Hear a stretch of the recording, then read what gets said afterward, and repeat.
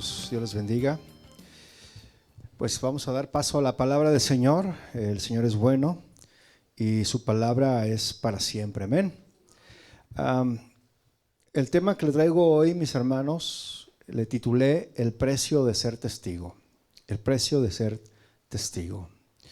El texto base que vamos a estudiar hoy en esta tarde es el libro de los Hechos, en el capítulo 1, versículo 8. Para que lo vaya buscando, para leerlo juntos. Hechos 1, versículo 8. En inglés es Acts, ¿no? 1. ¿Sí es ahí? ¿O no? ¿Sí? Okay. Estoy aprendiendo inglés, hermano. ¿Ya todos lo tienen? Hechos 1, versículo 8. Sí, vamos a leer, mis hermanos. Dice: pero recibiréis poder cuando haya venido sobre vosotros el Espíritu Santo. Y me seréis, ¿qué? Testigos en Jerusalén, en toda Judea, en Samaria y hasta en lo último de la tierra. Antes que nada, mis hermanos, quiero dirigirme a ustedes. No quiero imponer una enseñanza o un pensamiento personal. Esa no es mi intención hoy en esa tarde. Y nunca lo va a ser, imponer un pensamiento o una enseñanza personal. Quiero que usted mismo haga su propio análisis de este suceso que le voy a decir. Usted haga sus conclusiones y comparaciones al respecto con la realidad de nuestros días. Pero todo será conforme a las Escrituras, mis hermanos. ¿Estamos de acuerdo? Porque Jesús dijo en Mateo 24, si usted lo lee, que en los últimos tiempos los arrestarán, los perseguirán y los matarán. En todo el mundo los odiarán por ser mis seguidores. Eso dijo Jesucristo. Abundará el pecado por todas partes y el amor de muchos se enfriará. ¿Sí? Pero el que se mantenga firme hasta el fin será salvo, y engañarán de ser posible aún a los elegidos, a los escogidos. Ya como todos saben, hace un par de semanas atrás, para ser exactos, el 10 de octubre de este mes que está concluyendo, de este año, en un campus universitario de Utah, un joven orador llamado Charlie, usted de seguro lo supo, acudió a un evento para hablar ante miles de personas. Su mensaje, mis hermanos, no era de violencia ni de odio, sino de principios, de fe y de convicciones. Muchos lo admiraban, otros no compartían sus ideas, pero todos coincidían en algo. Hablaba con pasión y sin miedo. Nadie imaginaba, mis hermanos, que esa tarde, mientras defendía lo que creía correcto, un disparo pondría fin a su vida. En un instante, mis hermanos, una voz que invitaba al diálogo se apagó, dejando a una nación entera preguntándose: ¿qué tan lejos llega el precio de nuestras convicciones? ¿Qué tan lejos? Intentaron callar esa voz, mis hermanos, pero lo que no sabían es que muchas otras voces se levantarían para continuar ese mensaje. Hermanos, este hecho nos recuerda algo muy importante. Las convicciones tienen un costo. Tener convicciones tienen un costo. La Biblia, mis hermanos, nos habla de hombres como Esteban, quien en Hechos, capítulo 7, también fue asesinado por predicar la verdad. Tanto en el pasado como hoy, mis hermanos, la valentía para defender la fe o los valores puede despertar oposición, ¿sí? Pero también puede encender corazones y marcar generaciones. Nuestro texto base de Hechos 1:8 dice en un párrafo, dice: y me seréis, ¿qué? Testigos. ¿Qué es ser un testigo? ¿Usted sabe lo que es ser un testigo? Curiosamente, mis hermanos, la palabra inglesa martyr, porque así se dice, ¿no? Martyr, ¿estoy correcto o no? ¿Se dice mártir, martyr? Ajá. como, no, mártir, martyr, así se dice, ¿no? Martyr, martyr, ahí está, correcto, ¿ya ven? Martyr. Curiosamente esa palabra inglesa, mis hermanos, es en realidad una palabra que proviene del griego original, la palabra martureo. Ese es el griego, martureo, que simplemente significa testigo. Eso significa. La razón por la que esta palabra se convirtió, mis hermanos, en sinónimo de morir por las creencias religiosas es que los primeros testigos cristianos, los primeros, a menudo eran perseguidos o asesinados por su testimonio. Los primeros cristianos. Como evidencia de esto, mis hermanos, consideraremos la historia del primer mártir cristiano, registrada allí en el libro de los Hechos, en el capítulo 6, versículos 8, capítulo 7, continúa pues en el capítulo 7 hasta el versículo 53. Hechos 6:5 presenta a un hombre fiel de Dios llamado Esteban, varón lleno de fe y del Espíritu Santo. ¿Sí? Ahora, ¿cómo estaba este varón? ¿Cómo era? Lleno de fe y lleno del Espíritu Santo. Lleno de fe y lleno del Espíritu Santo, mis hermanos, es igual a una persona espiritualmente madura. Es una persona, alguien que está lleno de fe y lleno del Espíritu Santo, es una persona confiable y capacitada por Dios, capaz de servir y de liderar. Eso debería de ser una persona llena de fe y llena del Espíritu Santo. La iglesia primitiva, mis hermanos, valoraba más el carácter espiritual y la llenura del Espíritu Santo que la experiencia administrativa. Había más valor en esto, que hubiera ese carácter espiritual, que hubiera esa llenura del Espíritu. ¿Sí? Y esto, mis hermanos, que se vivió en la iglesia primitiva, esto debería de continuar en nuestros días. ¿Sí o no? Sí. Esto establece, mis hermanos, un principio. ¿Y cuál es ese principio? Que para servir efectivamente en la iglesia se necesita ¿qué? Carácter y se necesita unción del Espíritu Santo. Se necesitan esas dos cosas para poder servir, mis hermanos. Y Esteban tenía esas dos cosas para servir a las mesas, mis hermanos. Carácter y unción. Y cabe señalar, mis hermanos, que siempre ha habido creyentes fieles cuyo amor y compromiso con el Señor parecen brillar tanto que otros a su alrededor lo notan. ¿Sí o no? Hay gente que nota la comunión que otro cristiano tiene. Y aunque esa persona no lo conozca y lo ve y dice, este tiene algo diferente. Oye, tú te ves diferente, tienes algo diferente. Porque se nota. ¿Qué pasó cuando Moisés subió al monte a la presencia del Señor y cuando descendió? ¿Qué pasó con Moisés? Venía pero brilloso de la cara. Y ese brillo que reflejaba Moisés, es decir, que él reflejaba la presencia de Dios. Y todos aquellos que lo veían decían, no, tápate el rostro, no queremos verte. Así es, mis hermanos. ¿Sí? Entonces otros a nuestro alrededor lo van a notar si estamos llenos, mis hermanos, del Espíritu. Y Esteban era un hombre así, de carácter y lleno del Espíritu. No se sabe nada acerca de la vida personal de Esteban, mis hermanos, nada. No se sabe de sus padres, no se sabe nada de sus hermanos, o si tuvo esposa, o si tenía hijos. Sin embargo, lo que se sabe acerca de este hombre, Esteban, es lo que verdaderamente es importante. Eso es lo que la Biblia lo plasma. ¿Por qué? Porque eso es importante. Es lo más importante que se debe de saber. ¿Y qué era lo importante que se tenía que saber de Esteban? ¿Qué? Pues que fue fiel, incluso cuando se enfrentó a una muerte segura.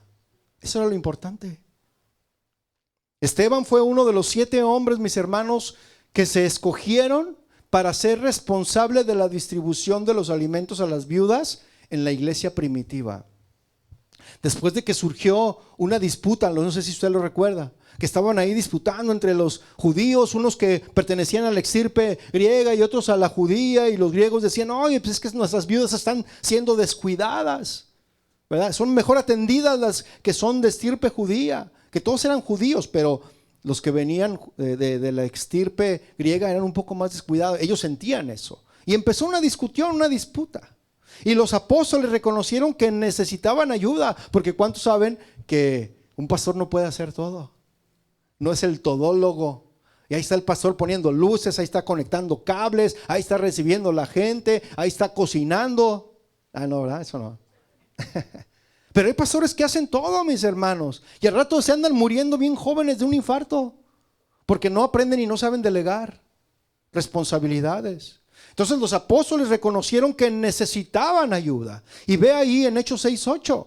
Y Esteban, lleno, dígalo una vez más, Esteban estaba ¿cómo? Lleno de gracia y de poder. Hacía, mire, lo que pasó con Esteban. Él era un diácono, era alguien que servía las mesas, pero este hombre estaba lleno de gracia, lleno de poder. Y vea lo que hacía Esteban. No solamente servía las mesas, él sirviendo las mesas, mis hermanos, hacía grandes prodigios, señales entre el pueblo. No importa en qué posición estés en la iglesia, mi hermano. Si estás como mujer, si estás como maestro, si estás en la alabanza, todos quieren estar aquí arriba, ¿no? Pero no importa dónde estés sirviendo al Señor, llénate de su gracia, llénate de su poder, y el Señor te va a usar. El Señor te va a usar de tal manera que vas a hacer grandes prodigios, vas a hacer señales entre el pueblo, mis hermanos. ¿No quieres eso?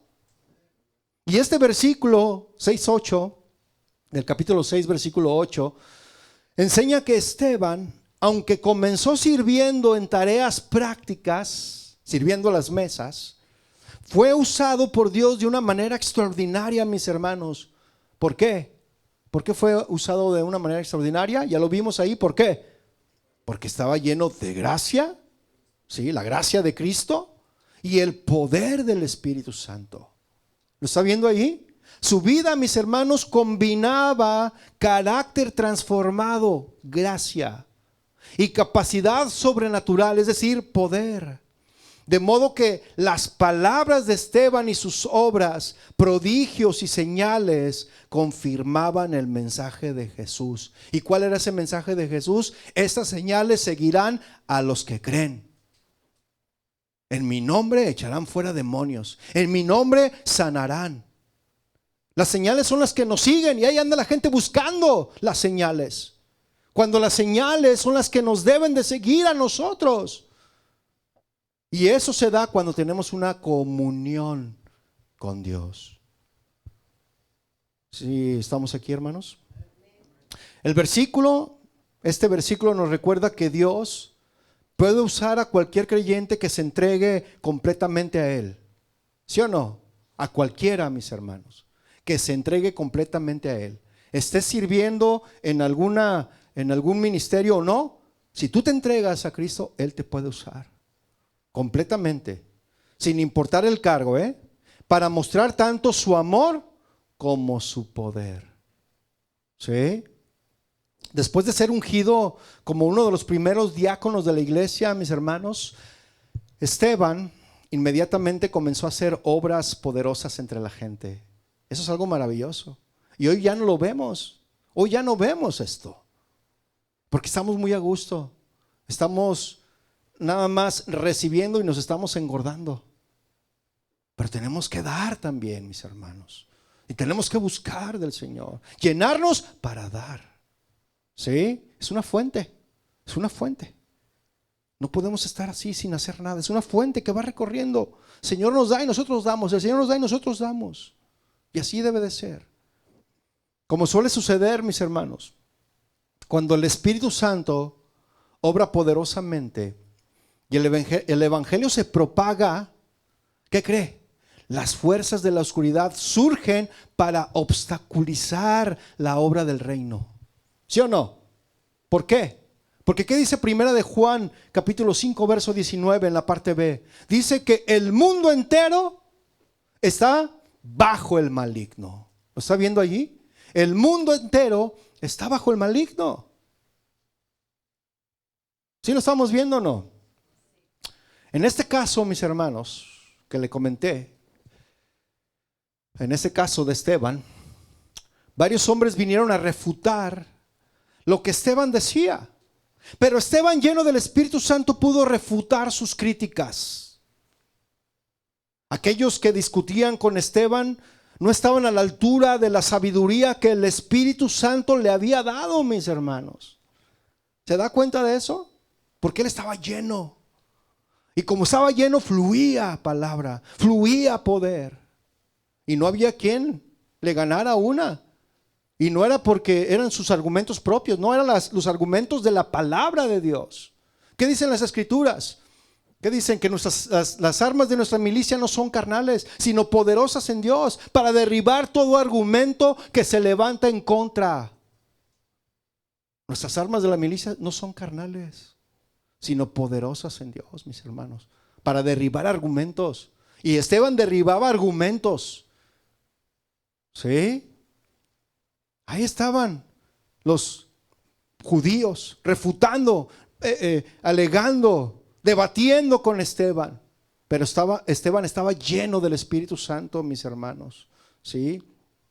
Esteban no estaba discutiendo de sus palabras, estaba lleno del Espíritu. Y ellos, estos hombres que discutían con Esteban, no estaban a la altura de la sabiduría que el Espíritu Santo le había dado a Esteban. En lugar de aceptar estos hombres lo que Esteban estaba enseñando, presentaron falsas acusaciones. En lugar de aceptar, presentaron falsas acusaciones. A ver, digan todos falsas acusaciones. Presentaron estos hombres falsas acusaciones contra Esteban ante los líderes judíos. Lo acusaban de blasfemo y le hicieron arrestar. Mire, ve ahí Hechos 6, versículo 11. Hechos 6, versículo 11.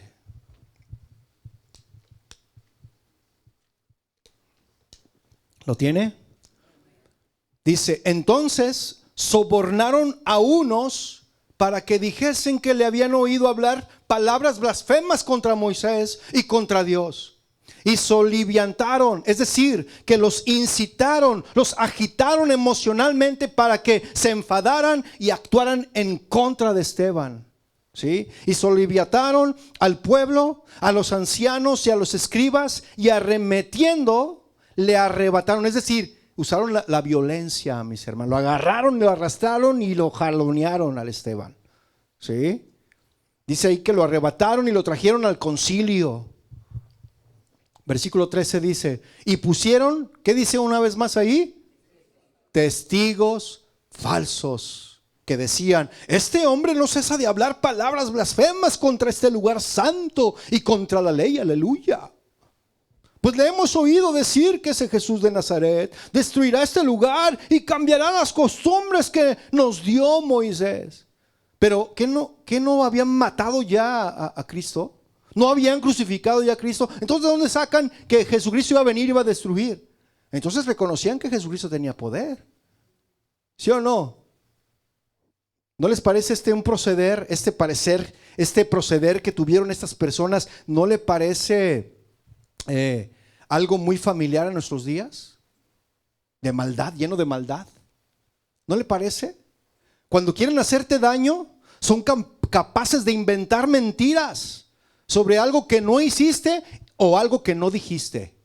Son capaces de eso y más, mis hermanos. Y se consiguen testigos falsos. No, pues es que era un racista porque no quería a los migrantes. No, sobre todo a los hispanos. No, pues es que habló mal de la gente negra. No, pues es que odiaba a las mujeres. Era un misógino. Y mentira tras mentira. Mentira tras mentira. Eso decían de Esteban.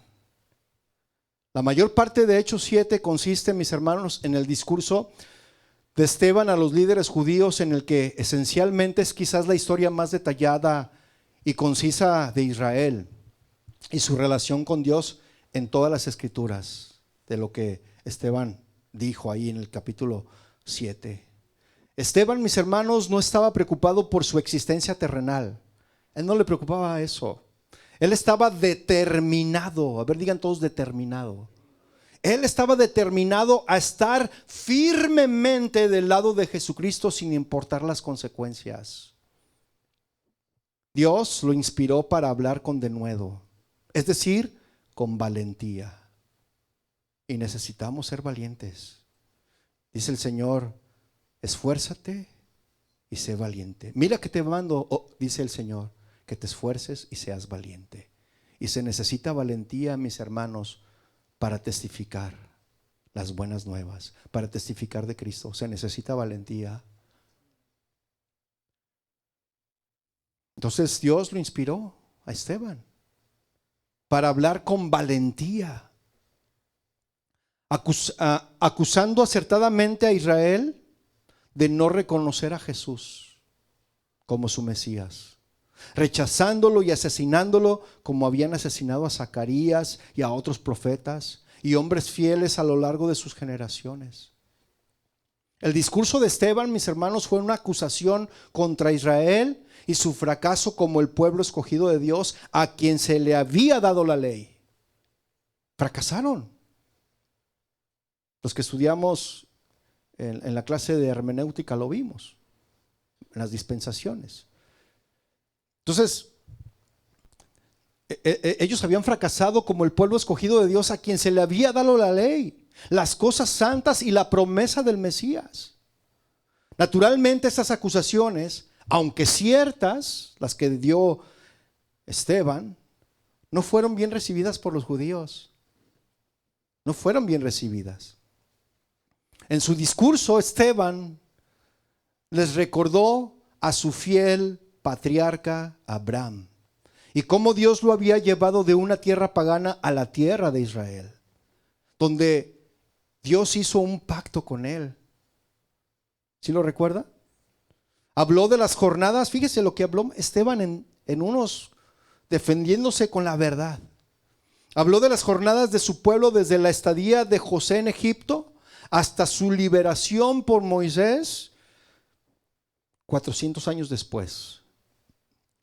Esteban trajo a la memoria cómo Moisés se había encontrado con Dios en el desierto de Madián en una zarza ardiente y explicó cómo Dios había empoderado a Moisés para conducir a su pueblo de la idolatría, de la esclavitud a la libertad y los tiempos de refrigerio en la tierra prometida. Todo eso estaba hablando Esteban en el capítulo 7. Pero al final del discurso, mis hermanos, Esteban pronuncia las siguientes palabras que sellaron su destino. ¿Cuál era su destino? ¿Cuál fue su destino, mis hermanos, de Esteban? La muerte. Y vea las palabras que Esteban pronunció en Hechos 7, versículo 51. Dice, duros de cerviz, incircuncisos de corazón y de oídos, siempre resisten al Espíritu Santo, como hicieron vuestros padres, así también hacen ustedes. Versículo 52 dice, ¿a cuál de los profetas no persiguieron vuestros padres y mataron a los que anunciaron de antemano la venida del justo, a quien ahora habéis traicionado y asesinado? Versículo 53 dice, ustedes que recibieron la ley como entregada por los ángeles y no la guardaron. Uy, eso pisó callos, pero dolió, pero Y yo creo que antes de decirles eso les dice, ¿traen casco? ¿Cuántos de aquí traen casco? Y les dijo, quítenselo, no se lo ponga, quíteselo. Así les haber dicho Esteban. Y les dijo esto.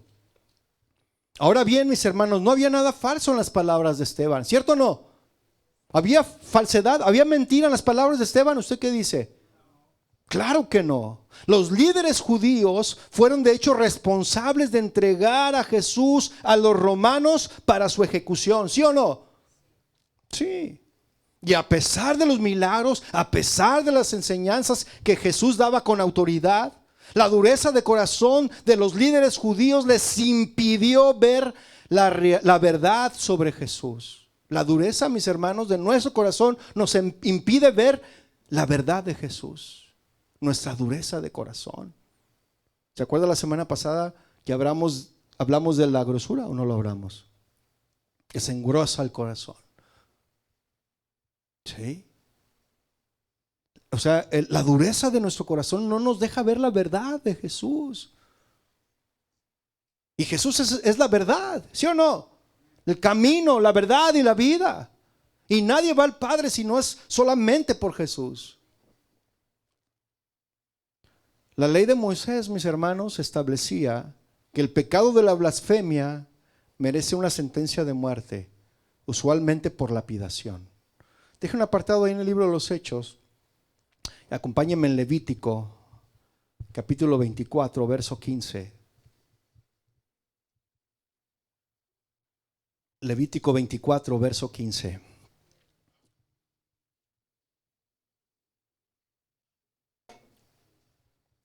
¿Lo tiene? Dice, y a los hijos de Israel hablarás diciendo, cualquiera que maldijere a su Dios, llevará su iniquidad. Y el que blasfemare el nombre de Jehová ha de ser muerto.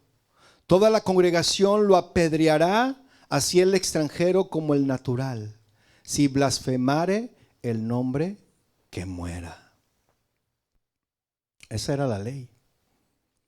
A lo largo de su discurso, mis hermanos, Esteban les recordó repetidamente su continua rebelión e idolatría. No los bajaba de ahí. Idólatras, rebeldes, idólatras, rebeldes. A pesar de las poderosas obras de Dios, de las que fueron testigos oculares, acusándoles así de su propia historia, que hizo que se irritaran hasta que no quisieron oír más. No oigo, soy de palo, tengo orejas de pescado, decían. Y la verdad, mis hermanos, no solo les incomodó, también les ofendió la verdad. Hay un dicho muy popular que dice, la verdad no ofende. Se lo sabe más, ¿verdad? Que la escritura. La verdad no ofende, pero incomoda. La verdad, mis hermanos, en sí misma no tiene la intención de insultar, ¿verdad que no? Sino decir lo que es correcto, justo o real. No es un ataque personal. La verdad no es un ataque personal. Sin embargo, la verdad puede generar incomodidad, puede generar molestia o puede generar dolor, porque nos confronta, mis hermanos, la verdad con errores, con pecados, con injusticias o realidades que quizá no queremos aceptar. En otras palabras, no es la verdad la que hiere, sino lo que la verdad revela de nosotros. Eso es lo que hiere. Y nadie dijo amén. Los líderes judíos, mis hermanos, se enfurecieron e inmediatamente dispusieron su ejecución por lapidación. ¿Acaso Esteban estaba blasfemando para ser lapidado? Pero ellos dijeron, no, que muera apedreado. Está blasfemando, que muera apedreado. ¿Por qué? Porque nos está diciendo las verdades. Nos incomoda lo que está diciendo, no queremos oírlo. Y tomaron su decisión. Vea Hechos 7:58.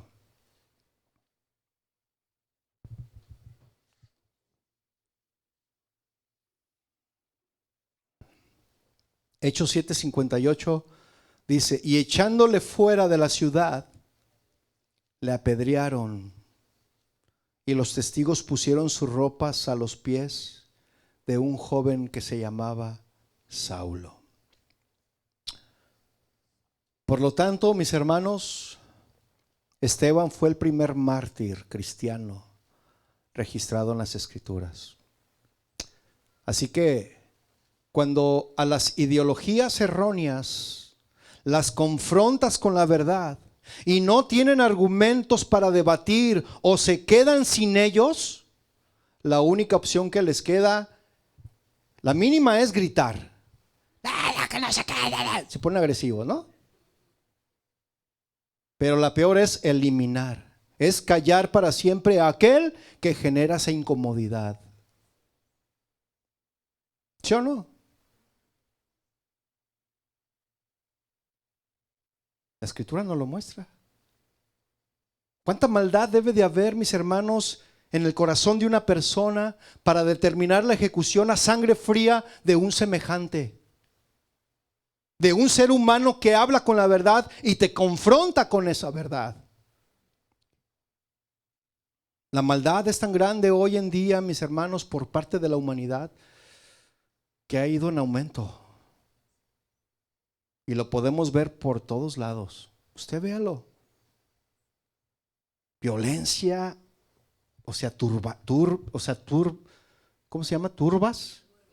Turbas, violencia, por todos lados. Usted véalo. Ya no respetan a las autoridades. ¿Qué está pasando? La Escritura dice que debemos de respetar a nuestras autoridades, que debemos de orar por ellos.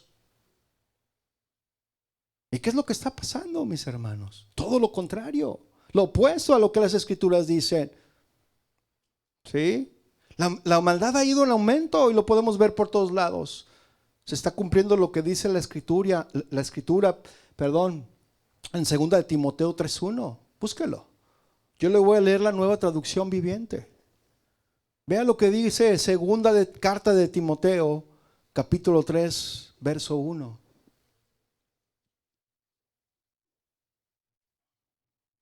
¿Lo tiene? Búsquelo en su palabra, no ande viendo la pantalla. 2 de Timoteo 3:1 dice: Timoteo, es bueno que sepas que en los últimos días habrá tiempos muy difíciles. ¿Está viendo tiempos muy difíciles o no? Vea el versículo 2. Pues la gente solo tendrá amor por sí misma y por su dinero. ¿Esto es mío? No. A ustedes háganse bolas. O sea, ¿ves la necesidad de un familiar? Y dicen, no. Y tú tienes dinero y él sabe que tienes dinero y no lo ayudas. No, tú arréglatelas. Ese es tu problema, no el mío. Oye, pero pues tú eres mi abuelo, tú eres mi papá. ¿Cómo que es mi problema? Pues ayúdame, soy tu hijo. Tengo 15 años. Ya, si está bigotón y tiene 35, no, pues sí, o sea, busca un trabajo, ¿no? Pero vea, amadores, dice, amor por sí misma. Esa persona, la gente, solo tendrá amor por sí misma y por su dinero. Serán fanfarrones y orgullosos. Se burlarán de Dios. ¿Usted ve esto hoy en día o no? Se burlarán de Dios. Serán desobedientes a sus padres. Padres, ¿sus hijos son obedientes con ustedes? No diga nada. Y malagradecidos, dice aparte. Hijos malagradecidos y desobedientes. No considerarán nada sagrado. Nada. Versículo 3, vea lo que dice. No amarán ni perdonarán. Calumniarán a otros y no tendrán control propio. ¿Lo estamos viendo hoy en día, sí o no? No tienen control. Ahí andan queriendo asesinar a policías, agentes, rompen los vidrios de las camionetas. Ahí, vea, queman patrullas, véalos cómo está la gente. Y no solamente en esta nación, en todos lados, mis hermanos. ¿Qué es lo que está pasando hoy en día? Estamos viendo la violencia, ¿sí o no? Estamos viendo lo que la Escritura nos dice. Que no amarán ni perdonarán, calumniarán a otros y no tendrán control propio. Serán crueles y odiarán lo que es bueno. ¿Qué? ¿Dios? Cálmate ya, tú ya estás pasado de moda. Ya no seas anticuado. Eso es para la gente del pasado. ¿Cuántos saben que la Biblia es antigua, pero no anticuada?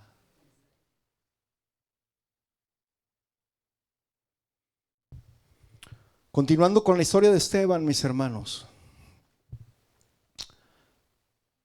Justo antes de que estos judíos arrogantes siguieran el castigo prescrito y comenzaran a apedrear a Esteban, ahí en Hechos 7, versículos 55 y 56, registra sus últimos momentos de vida terrenal de Esteban. No se duerman. Justo antes de atravesar el velo entre el cielo y la tierra. Vea Hechos 7:55. Hechos 7:55, búsquelo por favor. ¿Tiene? Dice, pero Esteban, ¿Cómo estaba Esteban? Una vez más, ¿qué está diciendo de Esteban? Ay, hermanos, era una característica de Esteban, lleno del Espíritu. Desde que abrimos la Escritura vimos que estaba lleno del Espíritu y lleno del Espíritu y lleno del Espíritu. Que así pudieran decir de nosotros, ¿verdad? No, ese hermano está lleno del Espíritu. No, ese hermano no sabe la palabra así y no tiene una sabiduría. Pero a veces nos dormimos, mis hermanos, aquí. Nos distraemos fácilmente. Pero Esteban, lleno del Espíritu Santo, puestos los ojos en el cielo. ¿Dónde tenía los ojos Esteban? En el cielo. Vio la gloria de Dios y a Jesús que estaba a la diestra de Dios. Y dijo: he aquí veo los cielos abiertos y al Hijo del Hombre que está a la diestra de Dios. Qué maravillosa visión tuvo este hombre antes de morir. La Biblia, mis hermanos, valora mucho a los creyentes fieles que pagan el precio máximo por su testimonio. Los valora, son de gran valor. Esteban recibió una gloriosa visión del cielo antes de morir.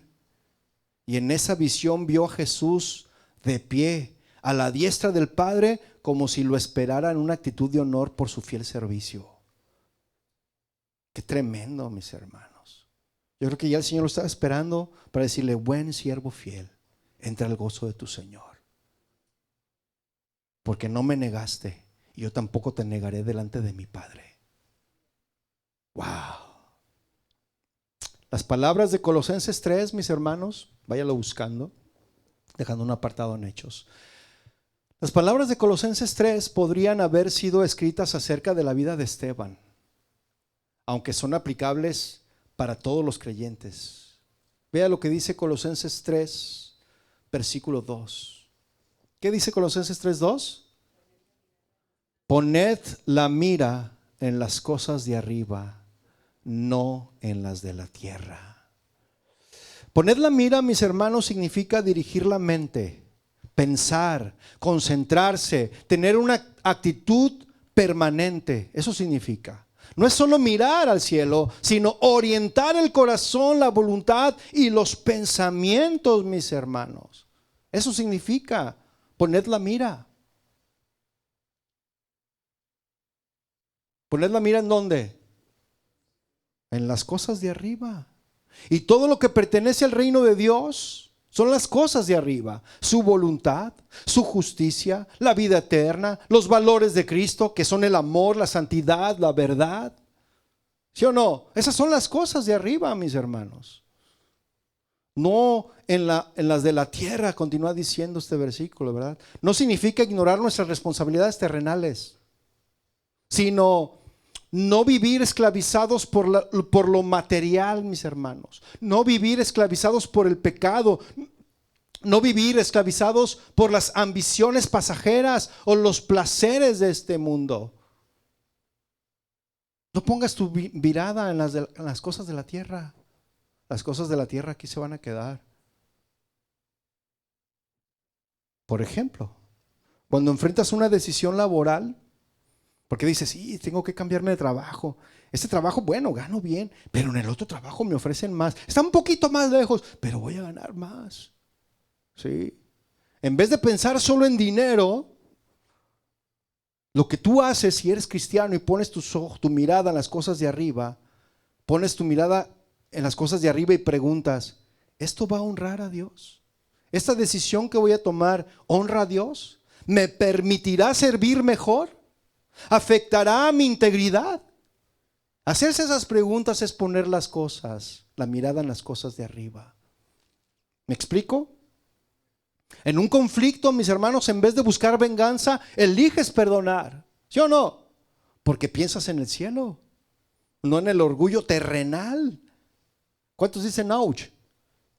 Versículo 3 dice: porque habéis muerto y vuestra vida está escondida con Cristo en Dios.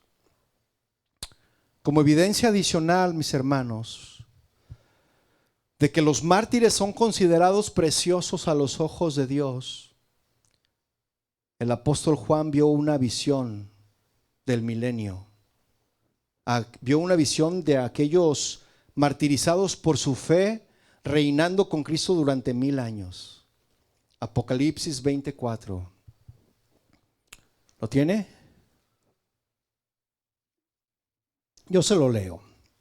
Y vi tronos, y se sentaron sobre ellos los que recibieron facultad de juzgar, y vi las almas de los decapitados por causa del testimonio de Jesús y por la palabra de Dios, los que no habían adorado a la bestia ni a su imagen, y que no recibieron la marca en sus frentes ni en sus manos, y vivieron y reinaron con Cristo 1000 años.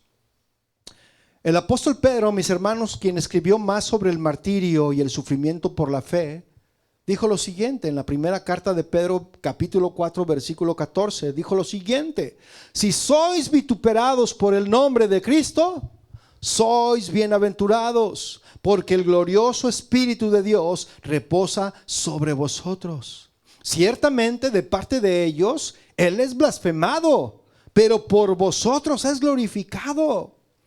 Así que ninguno de vosotros padezca como homicida o ladrón o malhechor o por entremeterse en lo ajeno.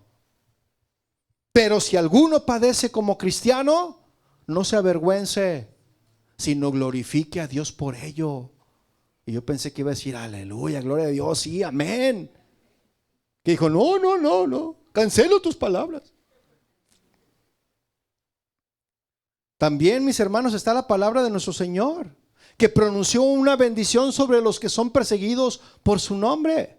Mateo 5:11, ¿qué dice? Bienaventurados seréis cuando por mi causa os insulten, os persigan y digan toda clase de mal contra vosotros mintiendo. ¿Y qué significa bienaventurado? Dichoso. ¿Cuán feliz? ¿Feliz porque te insultan? No. Dichoso porque es por la causa de Cristo. También está... También Jesús, mis hermanos, asegura que ser rechazado por causa de Él no es fracaso, no es un fracaso, sobre todo para los que van a evangelizar.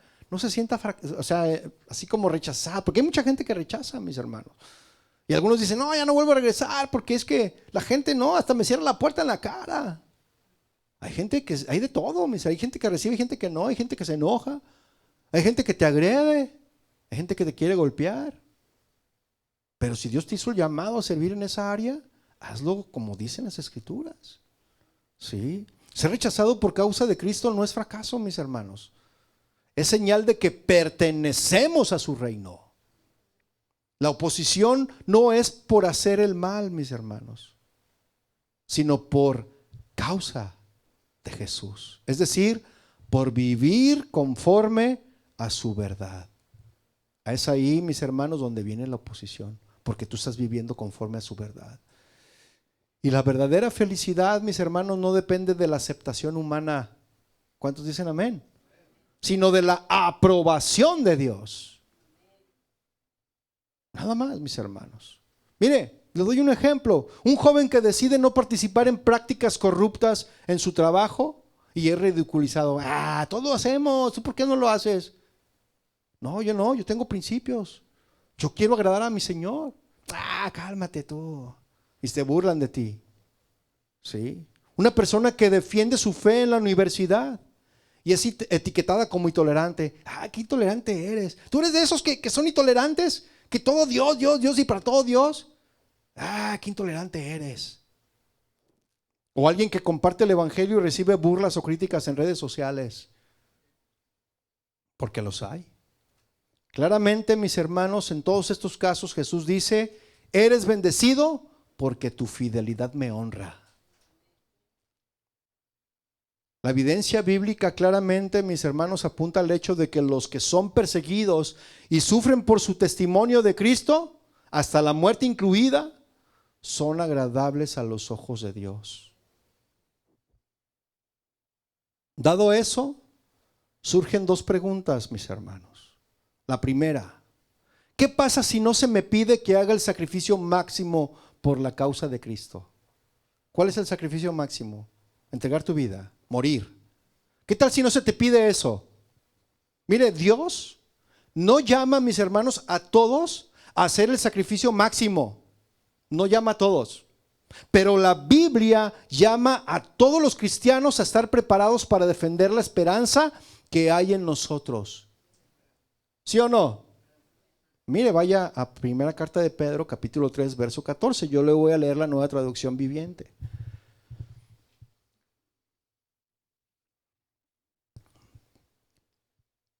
Primera de Pedro 3, 14. ¿Lo tiene? Dice, pero aún si sufren por hacer lo correcto, Dios va a recompensarlos. Así que no se preocupen ni tengan miedo a las amenazas.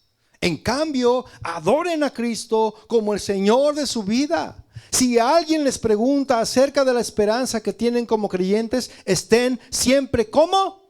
Preparados para dar una explicación. Pero háganlo con humildad y respeto. Mantengan siempre limpia la conciencia. Entonces, si la gente habla en contra de ustedes, será avergonzada al ver la vida recta que llevan, porque pertenecen a Cristo.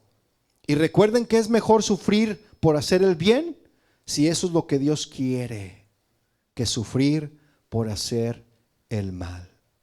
La clave de este pasaje, mis hermanos, reside en la preparación. Estad siempre preparados.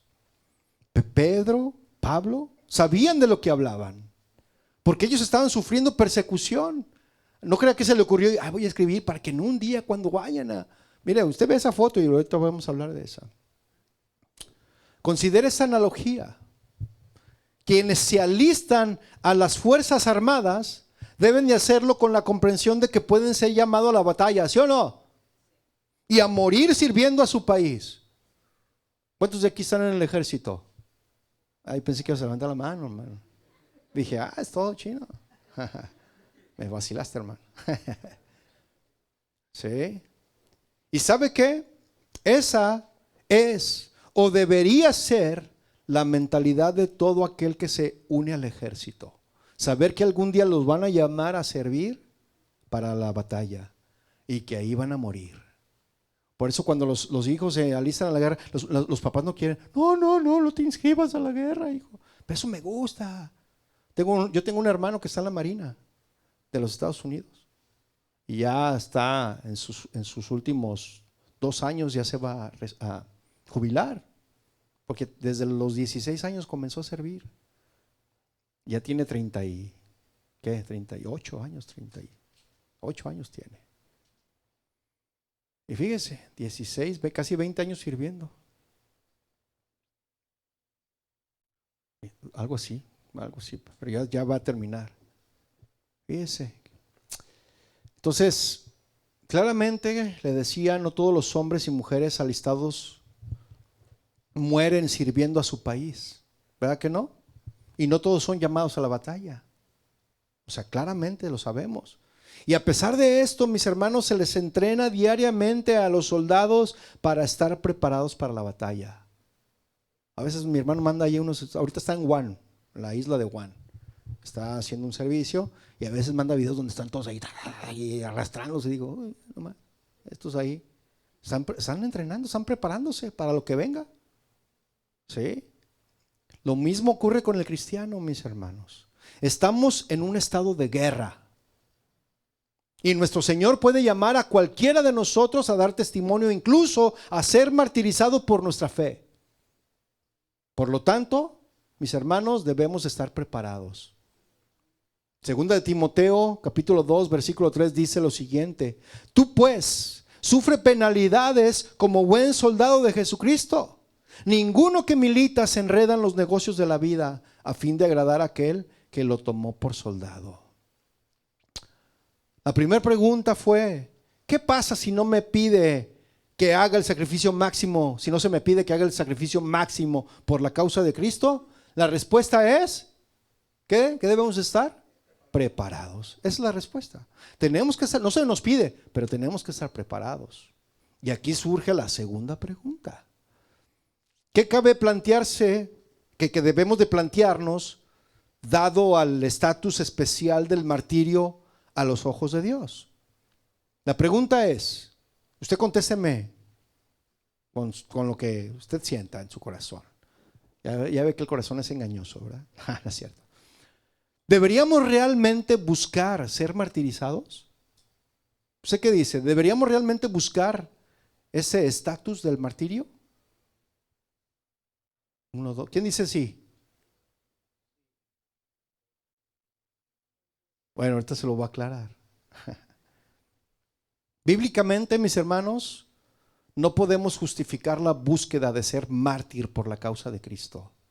Bíblicamente. El martirio es un gran privilegio, si es inevitable, mis hermanos, pero no debe buscarse. Por ejemplo, los cristianos perseguidos en el Imperio Romano, los primeros siglos vieron innumerables mártires en Roma, como los que fueron echados a las fieras del Coliseo por negarse a adorar al César. Ignacio de Antioquía en los primeros siglos, año 107 después de Cristo, obispo cristiano llevado a Roma para ser devorado por las bestias. En sus cartas dijo: dejad que imite la pasión de mi Dios, viendo su martirio como una corona de gloria. Policarpo de Esmirna, que fue discípulo de Juan, el apóstol. Este hombre fue condenado a morir quemado al negarse a maldecir a Cristo. Y él dijo lo siguiente: hace 86 años que le sirvo a mi Señor y jamás me ha hecho ningún mal. ¿Cómo he de blasfemar a mi Rey que me salvó? Y murió quemado en la hoguera. Esos tiempos ya llegaron, mis hermanos, otra vez. No crea que es un juego. De verdad, hermanos, tenemos que estar preparados. En la época medieval, William Tyndale, no sé si usted lo conozca, 1536, reformador inglés que tradujo la Biblia al inglés, fue estrangulado y quemado en la hoguera por difundir las escrituras. Sus últimas palabras fueron: Señor, abre los ojos del rey de Inglaterra. En el siglo XX y XXI, Dietrich Bonhoeffer, es un apellido alemán. En el año de 1945, mis hermanos, este era un pastor luterano alemán que fue encarcelado y ejecutado por oponerse a Hitler. Y él escribió lo siguiente: cuando Cristo llama a un hombre, y a una mujer también, yo le agrego eso, le invita a venir a morir. No, cancelo tus palabras, pastor, lo rechazo. Los mártires, mis hermanos, de la iglesia en China. Esa foto, mis hermanos, esa fue real. ¿Cuántos supieron de esa noticia? En el año de 1997, por ahí más o menos. Degollaron a esos hombres porque eran cristianos. Y les dijeron ahí antes de morir: nieguen a Cristo o si no que iban a morir. Y todos proclamaron a Cristo y ahí a todos los degollaron.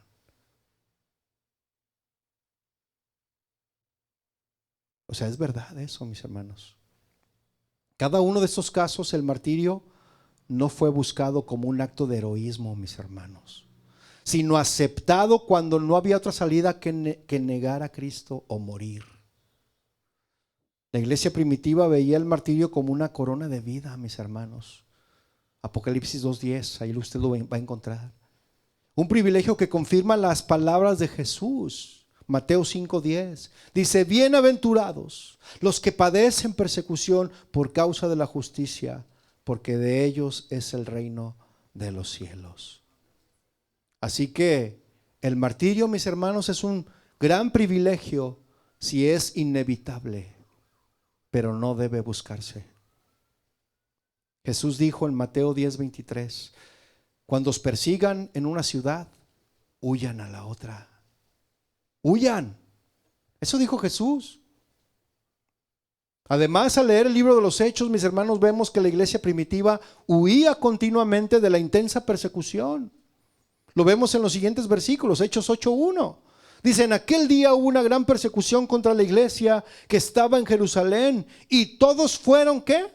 Esparcidos por las tierras de Judea, de Samaria, salvo los apóstoles. Todos fueron esparcidos. Llegó la persecución y dijeron: patitas, ¿para qué las quiero? Vámonos.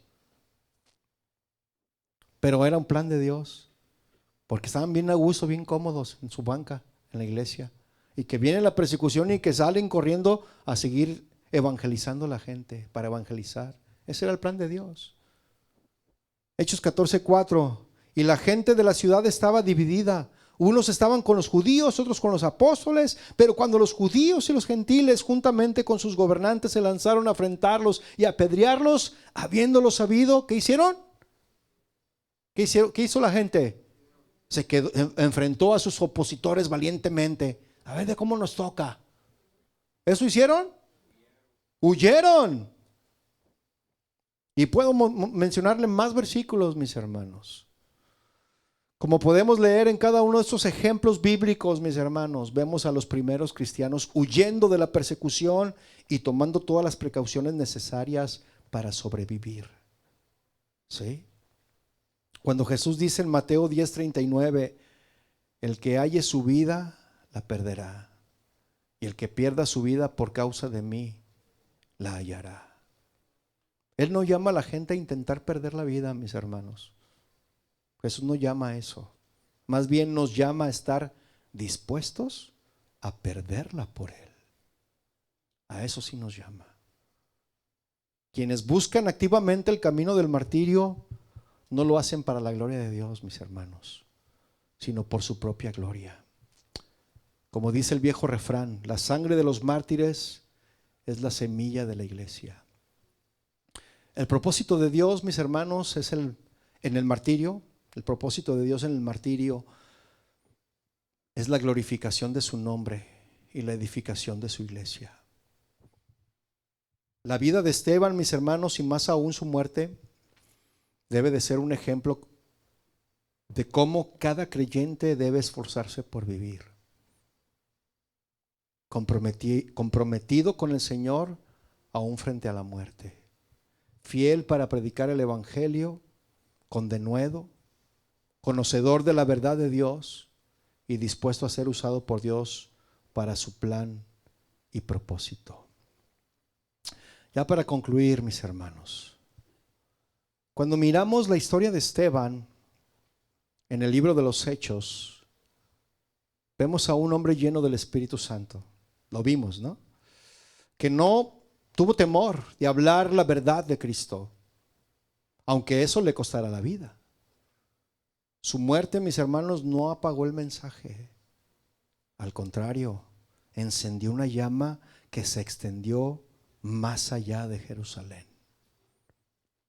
En nuestro tiempo, mis hermanos, figuras como este joven que les mencioné al principio, Charlie Kirk, aunque no son mártires en el sentido bíblico, nos recuerdan que todavía hay personas dispuestas a defender sus convicciones en espacios hostiles. Kirk usaba la palabra, el debate y la organización social para levantar su voz en un mundo que muchas veces rechaza la verdad que él defendía. La diferencia es clara, mis hermanos. Esteban entregó su vida por el evangelio.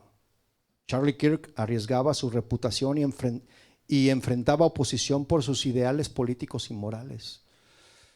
Pero ambos comparten algo que nos confronta hoy: el valor de mantenerse firmes en medio de la presión.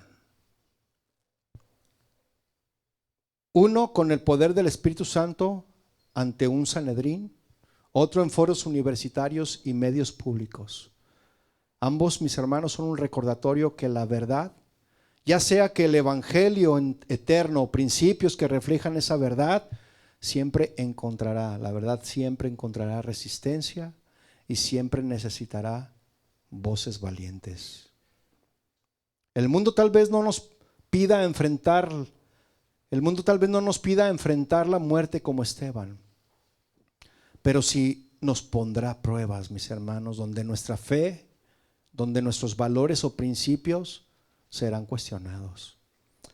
La pregunta es, y con esta pregunta quiero que usted se la lleve a casa: ¿seremos testigos valientes, aun si eso significa ser criticados, ridiculizados o rechazados, o incluso nos lleve a la muerte? Así como Esteban encendió la llama del evangelio, nosotros estamos llamados a encender esperanza, amor y verdad en nuestros hogares, en la escuela, en el trabajo. Porque la luz de Cristo, mis hermanos, no depende de cuán fuerte griten las tinieblas, sino de cuán dispuestos estamos a sostener esa luz en lo alto. Póngase de pie, vamos a orar.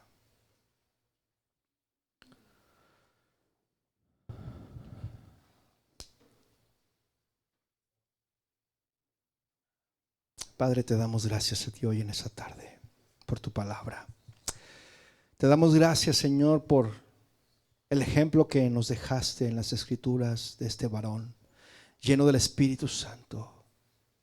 Un varón que fue un siervo valiente, que habló con coraje, que murió lleno de tu Espíritu, sin temor ante la multitud que lo odiaba, con los ojos fijos en ti y el corazón lleno de perdón. Así era Esteban, y así deberíamos de ser cada uno de nosotros que confiamos y creemos en ti. Por eso, Señor, te rogamos que nos enseñes a vivir con esa misma valentía, a ser testigos de tu verdad, aunque el mundo nos rechace.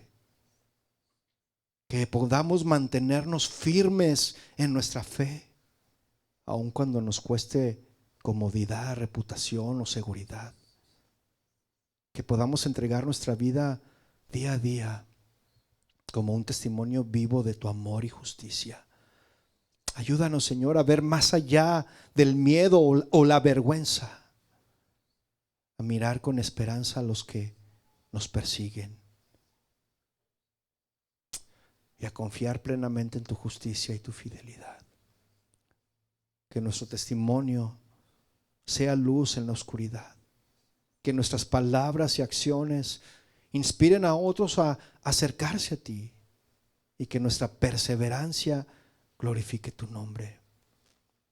Señor, que nuestra vida sea un martirio moderno, no siempre con la muerte física, pero sí con sacrificio, integridad y fidelidad. Que podamos decir al final de nuestros días como Esteban: Señor, recibe mi espíritu. Todo esto te lo pedimos, te lo rogamos en el nombre poderoso de tu Hijo Jesucristo. Amén. Que el Señor le bendiga, mis hermanos. Despídanse unos a otros.